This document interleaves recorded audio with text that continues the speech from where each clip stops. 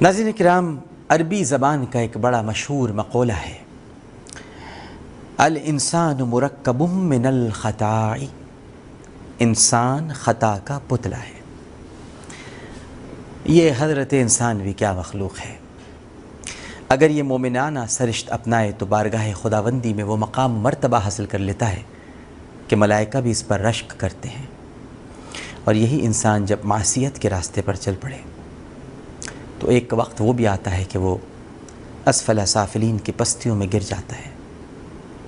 ابو البشر آدم علیہ السلام سے لے کر سید البشر حضرت محمد مصطفیٰ صلی اللہ علیہ وآلہ وسلم تک اگر انبیاء کرام علیہم السلام کی حیات اقدس کا مطالعہ کریں تو جہاں انسان اپنے کردار کی بلندیوں پر نظر آتا ہے تو وہیں ہمیں فرعون، نمرود، حامان، سامری، شداد، قارون، ابو جہل اور ابو لہب جیسے ان گنت گھناؤنے کردار بھی نظر آتے ہیں۔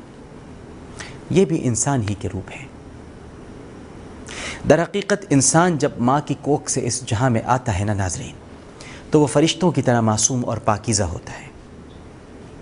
ابھی اس کا چہرہ دنیاوی معصیتوں سے آلودہ نہیں ہوتا، پھر جوں جوں وقت گزرتا جاتا ہے اس کے کردار اور اس کی نیک اور بد صفات کا عکس اس کے چہرے سے ظاہر ہونے لگتا ہے۔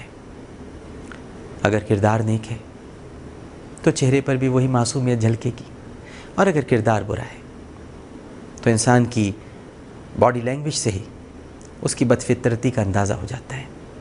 یہ انسان کے دو روپ ہیں، تصویر کے دو رخ ہیں۔ میں اس حوالے سے ایک سچا واقعہ آپ کے سامنے پیش کرتا ہوں۔ واقعہ کچھ اس طرح سے ہے ناظرین کہ چند صدیوں پہلے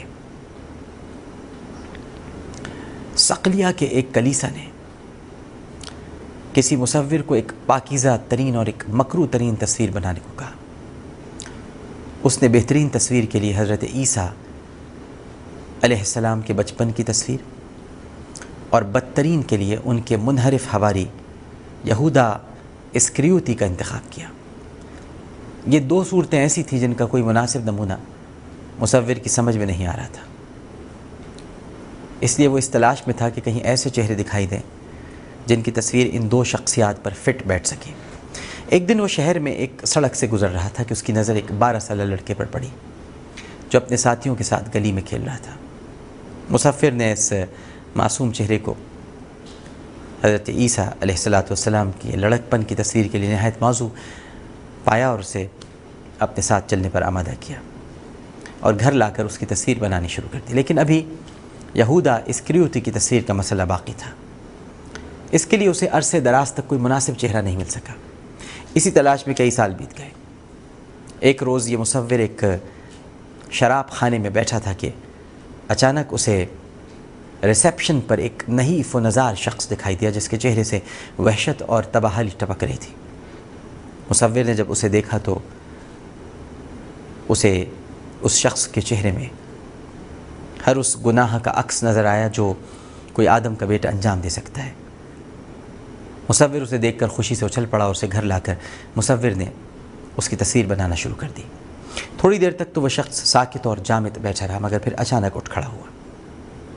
مصور نے اس سے پوچھا کہ کیا بات ہے؟ اس شخص نے کہا کہ ایک آہ بھری اور پھر کہا کہ ذرا غور سے مجھے دیکھو، تم مجھے نہیں پہچانتے۔ آج یہودا کا خاکہ بنانے کے لیے تم نے میرا انتخاب کیا ہے، اور چند سال پہلے یسوع مسیح کے بچپن کی تصویر بنانے کے لیے بھی تم نے میرا ہی چہرہ منتخب کیا تھا۔ یہاں دو باتیں پتہ چلتی ہیں۔ ایک تو یہ کہ انسان کے بارے میں کوئی پریڈکشن نہیں کی جا سکتی، اور دوسری یہ کہ کبھی بھی کسی کو بھی مسیح علیہ السلام کی تصویر بنانا نہیں چاہیے۔ آپ سے ہمیشہ غلطی ہوگی۔